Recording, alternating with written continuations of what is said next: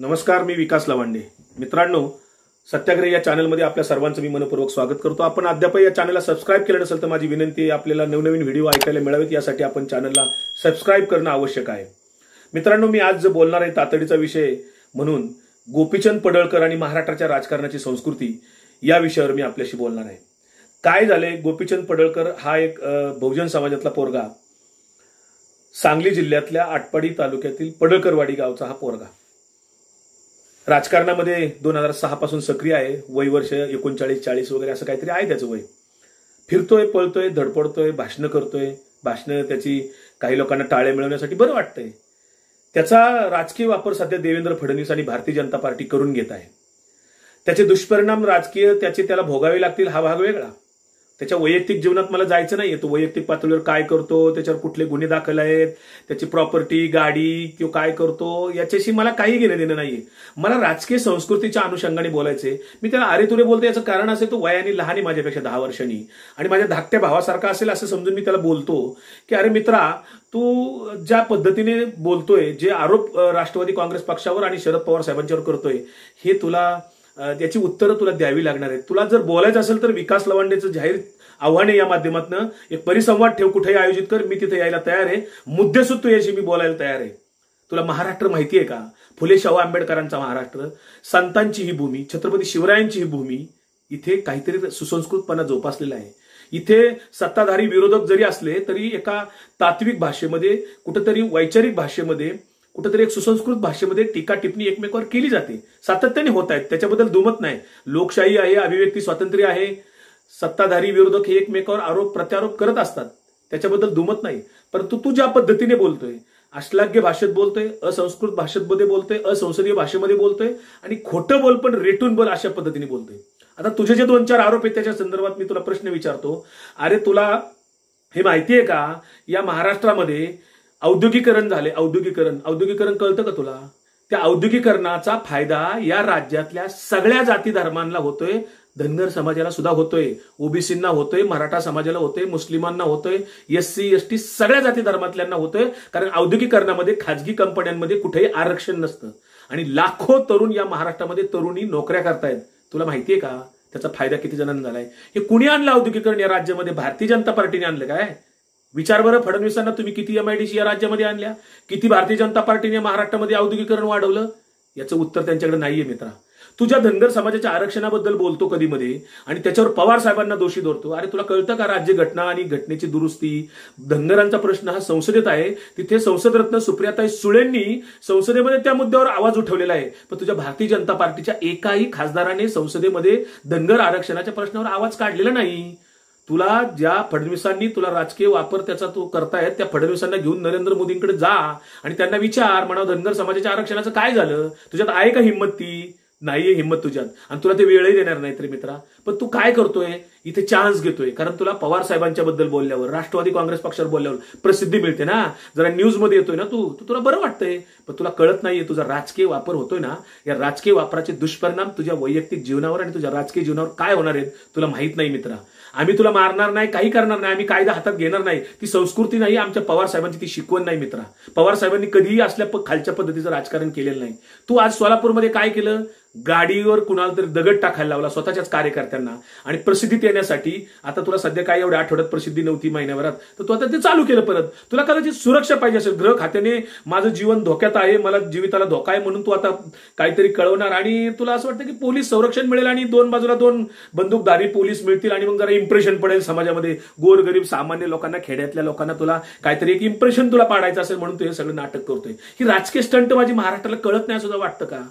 अरे वेड्या, ज्या ओबीसीच्या बद्दल तू बोलतोय त्या ओबीसींना महाराष्ट्रातल्या 272 जाती, नीट ऐक, महाराष्ट्रातल्या 272 जातींना या पवार साहेबांनी, ज्यांच्याबद्दल तू बोलतोय त्या पवार साहेबांनी या देशामध्ये प्रथमतः मंडळ आयोगाचं जेव्हा अंमलबजावणी करायची वेळ आली, स्वर्गीय VP सिंगांनी जेव्हा मंडळ आयोग केंद्रामध्ये आणलं आणि त्याची प्रत्येक राज्यात अंमलबजावणी करायची होती, प्रथम पुढाकार कोणी घेतला असेल तर तो शरद पवार साहेबांनी केला आणि शरद पवार साहेबांनी पुढाकार घेतल्यामुळं 272 जातींना ओबीसीतल्या या महाराष्ट्रात न्याय मिळाला. त्याच्यामध्ये मग शैक्षणिक आरक्षण असेल, राजकीय आरक्षण असेल किंवा नोकरीमधलं आरक्षण असेल, सरकारी नोकरीतलं, हे सगळे मिळाले ते पवार साहेबांच्या त्या धोरणामुळे मिळाले. अरे पवार साहेबांनी जी धोरणं राबवली त्याच्यामध्ये तुला एक माहितीये का, यशवंतराव चव्हाण मुक्त विद्यापीठ, यशवंतराव चव्हाण मुक्त विद्यापीठाच्या माध्यमातून या राज्यातल्या गोरगरीब मुला मुलींनी मुक्त विद्यापीठाच्या माध्यमातून वेगवेगळ्या पदव्या घेतल्या. कॉमर्स असेल, आर्ट्स असेल, याची शिक्षण घेतली, वेगवेगळे कोर्सेस त्याच्यामधले घेतले. त्याचा लाखो मुला मुलींना या राज्यातल्या फायदा झालेला आहे. यशवंतराव चव्हाण मुक्त विद्यापीठ कुणी काढलं? भारतीय जनता पार्टी नाही काढलं मित्रा. हे तुला माहिती नाही का? या राज्यामध्ये जे काय सरकारी दवाखाने झाले, ज्या काही शाळा निघाल्या, संस्था निघाल्या, कॉलेजेस निघाली, विद्यापीठं आली, कृषी विद्यापीठं आली, ही कुणी काढली? भारतीय जनता पार्टीने काढली. काय कोणाला प्रश्न विचारतो तू? तुला कळतं का? तुझं शिक्षण किती, तू बोलतो किती, तुला चमकोगिरी करायची म्हणून तू कोणावरही बोलतो का? अरे ज्या पुण्यश्लोक अहिल्याबाई होळकरांच्या नावाने शेळी मेंढी विकास महामंडळ 35 वर्षापूर्वी काढलं गेलं, ते कुणी काढलं? त्याचा फायदा महाराष्ट्रातल्या धनगर समाजाला किती झालाय जाऊन बघ. तिथे रामराव वडकुते राष्ट्रवादीनेच तिथे त्यांना चेअरमन केलं होतं. ते रामराव वडकुते मराठवाड्यातले आहेत, त्यांना जाऊन विचार. ते शेळी मेंढी विकास महामंडळाचा आणि किंवा तिथेही जाऊन तिथं ऑफिसर असतील, जरा त्याची आकडेवारी महाराष्ट्राला सांग. 35 वर्षामध्ये महाराष्ट्रातल्या धनगर समाजाला त्याचा किती फायदा झालाय. कुठं बोलतोस तू? काय बोलतो? तुला कळतं का? तुला माझा प्रश्न आहे की तू ह्या मी विचारलेल्या प्रश्नांची जे काही मी तुला बोलतोय, विचारतोय, हे तुला उत्तर द्यावी लागणार आहेत. पवार साहेबांच्या बद्दल तू बोलतो, बिनबुडाचं बोलतो, निराधार बोलतो. अरे ज्या ओबीसी लीडर या महाराष्ट्रामध्ये तयार झाले, अनेक लीडर तयार झाले, सर्व जाती धर्मातले झाले, मुस्लिमांना, एससी एसटीतल्या सगळ्या प्रवर्गातल्या नेत्यांना किंवा आमदार खासदार जे करण्यात पवार साहेबांचा या महाराष्ट्रामध्ये मोठा वाटा आहे. अनेकांना आमदार, खासदार. अरे ज्या महिला धोरण महाराष्ट्रातलं पवार साहेबांनी आणलं आणि त्याच्यामध्ये स्थानिक स्वराज्य संस्थांच्या मध्ये 50% महिलांना आरक्षण मिळालं. अरे ज्या ओबीसी मधल्या महिला आज गावगावच्या सरपंच झाल्या, नगरसेविका झाल्या, जिल्हा परिषदला अध्यक्ष झाल्या, सदस्य झाल्या, पंचायत समितीला सभापती झाल्या, नगरसेविका झाल्या, महापौर झाल्या, कुणामुळे झाल्या? कोणाच्या धोरणामुळे झाल्या? कुणाला त्या महिलांना संधी मिळाली? कोणामुळे मिळाली? ओबीसीतल्या महिलांना किंवा सर्वच समाजातल्या महिलांना, ओपन मधल्या असतील कुठल्याही, या महिलांना न्याय देण्याचं काम पवार साहेबांनी केलं. अरे पद्मविभूषण पदवी मिळाली. तुझं म्हणतो पवार साहेबांचा पक्ष, राष्ट्रवादी हा 3.5 जिल्ह्यांचा पक्ष आहे, त्यांची काय अवकाते वगैरे वगैरे बोलतोय तू. भावी पंतप्रधान म्हणून स्वप्न बघतात वगैरे तू म्हणतो, ऐकतोय. ठीक आहे ना, पवार साहेब कधीच बोलले नाही मी पंतप्रधान होणार आहे किंवा मला भावी पंतप्रधान म्हणा. हे पवार साहेब कधीच बोललेले नाहीत. तू काही बोलशील. तुला माहितीये का पवार साहेबांचं या राजकारणात आणि देशातलं महत्व? अरे तुझं वय नाही तितकं पवार साहेबांचं राजकारणामध्ये वय. तुझ्या वयाच्या दीडपट ते संसदेमध्ये आणि विधिमंडळामध्ये काम करतायत अविरतपणे, अखंडपणे. एकही दिवस ते घरी नाहीत. त्यांचं 18 तास काम करण्याची 60 वर्षाची परंपरा आहे. नरेंद्र मोदींना जाऊन विचार जरा, फडणवीसांनी तुला नेलं तर बघ कधी दिल्लीला, आणि जाऊन विचार म्हणावा काय पवार साहेबांचं योगदान आहे, तुम्ही पवार साहेबांनी एवढं का महत्व देता, हे जरा विचार ना नरेंद्र मोदींना जाऊन. तू कशामुळे त्यांचं महत्व आहे देशाच्या राजकारणामध्ये? महाराष्ट्राचे जे 4 वेळा मुख्यमंत्री झालेले आहेत, केंद्रामध्ये संरक्षण मंत्री झालेत, कृषी मंत्री झालेत, हे भाजपने नाही केलेलं मित्रा.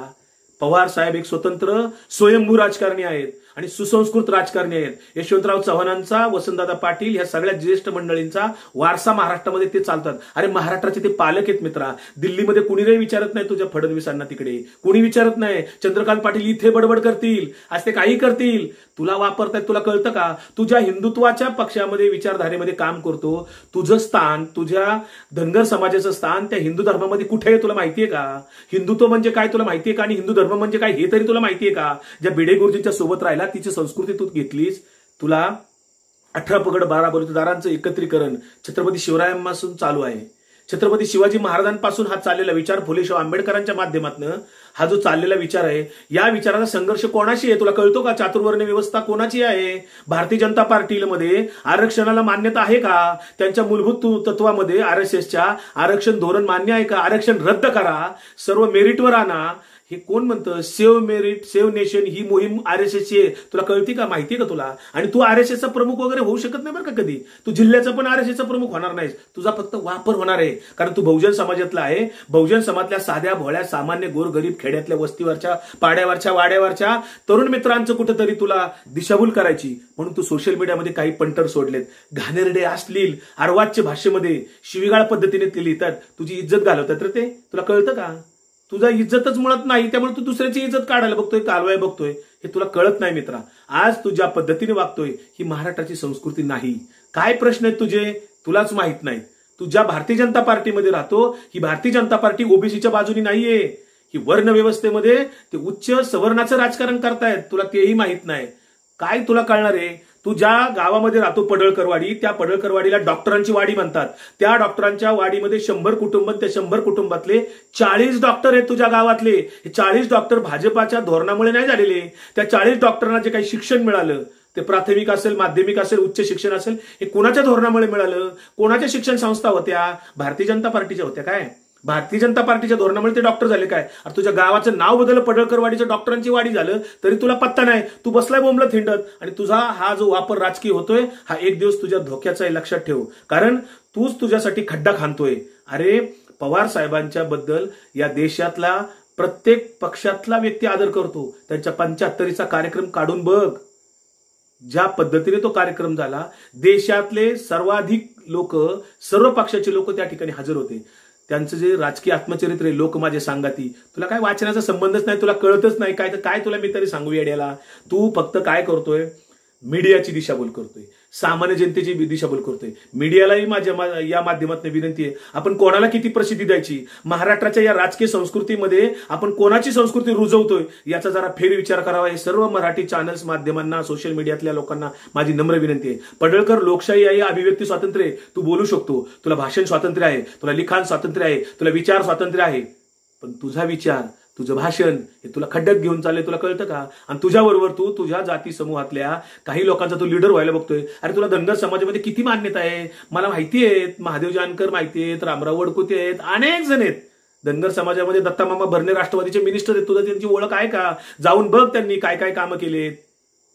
त्यामुळं तुला राष्ट्रवादी काँग्रेस पक्षावर, पवार साहेबांच्यावर बोलण्यात काही नैतिक अधिकार नाही. तुझ्या भारतीय जनता पार्टीचं योगदान काय आहे या महाराष्ट्रासाठी त्याच्यावर तू बोलू शकतो का? नाही बोलू शकत. तुझा धनगर समाजाचा आरक्षणाचा प्रश्न नरेंद्र मोदींनी सोडवलाय का? 7 वर्षामध्ये नाव तरी घेतलं का? एखादी मन की बात धनगर समाजावर आरक्षण करायला सांगतो का तू? अरे तुझं ऐकतो कोणी? कोण नाही ऐकणार कुणी. परंतु तू ज्या पद्धतीने वागतोय, जे बोलतोय, ही महाराष्ट्राची संस्कृती नाही. ही मी तुला पुन्हा पुन्हा सांगतोय. मित्रा, तुझ्याशी मला जाहीर संवाद करायची तयारी आहे, इच्छा आहे. बघ कधी जमलं तर आयोजित कर, मुद्देसूद बोलू आपण. पण तुझ्यासारखा आरडाओरडा करणं, मोठ्या आवाजात बोलून मी नाही बोलणार. मी मुद्द्यावर बोलेल. या महाराष्ट्राचं योगदान, महाराष्ट्राची प्रगती जी झालेली आहे ना, तुला कळते का प्रगती? महाराष्ट्राची प्रगती ही महाराष्ट्राच्या सगळ्या जनतेची सर्वांगीण प्रगती देशामध्ये टॉपला आहे. महाराष्ट्राची सर्वांगीण प्रगती देशात इतर राज्यांची नाही झालेली. तुझ्या नरेंद्र मोदींचा गुजरात जाऊन बघ. महाराष्ट्राच्या पाठीमागे आहे सर्वार्थाने. महाराष्ट्र सर्वार्थाने पुढे आहे. आणि अशा पद्धतीने बहुजन समाजाला न्याय देण्याचं काम या महाराष्ट्रात कोणी केलं असेल तर ते शरद पवार साहेबांनी केलेलं आहे. अरे तू एकही संस्था चालवलेली नाहीये. पवार साहेबांनी ज्या शिक्षण संस्थांना ते पाठबळ देतात त्या सर्व शिक्षण संस्थांच्या माध्यमातून सर्व जाती धर्माचे युवक युवती त्या ठिकाणी शिक्षण घेतात. बारामती विद्या प्रतिष्ठानला जाऊन जरा भेट दे एकदा कधीतरी. बघ तिथं जाऊन काय चाललंय. कृषी विकास प्रतिष्ठानमध्ये जाऊन बघ काय संशोधन करतात तिथे, काय काम चालतंय जरा बघ जाऊन. तुला नाही कळणार ते. तुला प्रगतीचं काही देणं घेणंच नाहीये. मुळात तुला काय करायचे? जातीच्या लीडर बनायचे. जातीच्या अनुषंगाने तुला काय राजकारणात फायदा मिळायचा तो समजा तर काय विधान परिषद तुला फडणवीसांनी संधी दिलीच आहे. ती संधीचं तुला आता खाल्लेल्या मिठाला जागलं पाहिजे. आमदार केलाय म्हणल्यावर तेवढं तुला भाजपसाठी आता बोंबललंच पाहिजे. तू त्या पद्धतीने बोंबलतोयस. आज जे दगड स्वतःच्या गाडीवर स्वतःच्या कार्यकर्त्यांना मारायला लावलास आणि ज्या पद्धतीने तू बोलतोय आणि मीडियाचं लक्ष वेधून घेतोय याच्यातनं काहीही साध्य होणार नाही. पवार साहेबांच्यावर अनेक टीका करणारे आले आणि गेले, काही फरक पडत नाही. पवार साहेब एक महान नेतृत्व आहे. पवार साहेब एक राजकारणाचे विद्यापीठ आहेत. त्यांना तुझ्या टीकेने काही फरक पडत नाही. ते चिलबिचल सुद्धा होणार नाहीत. तुला प्रत्युत्तर पण देणार नाहीत. आणि राष्ट्रवादी सुद्धा तुला बेदखल करत आहे. कारण तुझं डिपॉझिट जप्त झालेले बारामती. अरे तू 4 निवडणुका लढल्या, तुला एकही निवडणूक जिंकता नाही आली. तू साधा जिल्हा परिषद सदस्य नाही झाला. तू गावचा सरपंच तरी आहे का तुझ्या? काय करतो तू? बारामतीत अजितदादांच्या विरुद्ध उभा राहिला. तुझा काय हेतू होता? अजितदादांच्या विरोधात उभा राहिले म्हणजे आपल्याला मोठी प्रसिद्धी मिळेल. तुला माहिती होतं तू निवडून येणार नाही. तुझं डिपॉझिट जप्त झाले आणि तू किती बोलतो? अरे जिथं आपल्याला अजून समाजामध्ये मान्यता नाही, तू मागच्या दाराने विधान परिषदेत आमदार झाला, हरकत नाही, तुला शुभेच्छा आहेत आमदारकीसाठी. पण त्या आमदारकीचा, विधान परिषद या सभागृहाचा, हे राजकीय एक पवित्र मंदिर आहे लोकशाहीचं, त्या मंदिराचा अवमान करू नको. त्या आमदारकीचा अवमान करू नको. त्या आमदारकीची इज्जत, प्रतिमा जपून ठेव जरा. ही राजकीय संस्कृती आहे की आमदारकीचा अपमान करू नको. तुला काही बरायचं असेल, काही बोंबलायचं असेल तर तो आमदारकीचा राजीनामा दे. जरा संसदीय भाषा आणि खोटं बोल पण रिटून बोल हे सगळं जरा शिकून घे. कुठेतरी जरा वाचन कर, चांगल्या विचारवंतांच्या सानिध्यात ये, मोठ्या लोकांच्या सानिध्यात ये. कुठेतरी टपोरी गँग घेऊन फिरू नकोस रे. त्यांना सोशल मीडियात काही पण लिहायला लावू नको. अरे गुन्हे दाखल झाले तर त्यांचे परपंच वायाला जातील रे. त्यांना गुन्हेगार कोर्ट कचेऱ्या खेळावे लागतील रे. कशाला त्यांना दानाला लावतो गरिबांना बिचाऱ्या? आपल्या सामान्य माणसं आहेत रे ती. तुला काय, तू वेडा झालेला आहेस. तुला फडणवीस वापरून घेताय, तुला कळत नाही.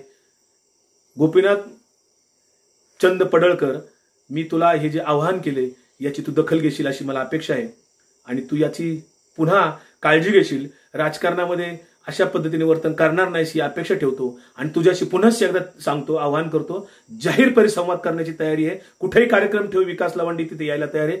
प्रत्येक तुझ्या आरोपाचं मुद्देसूद उत्तर द्यायला मी तयार आहे.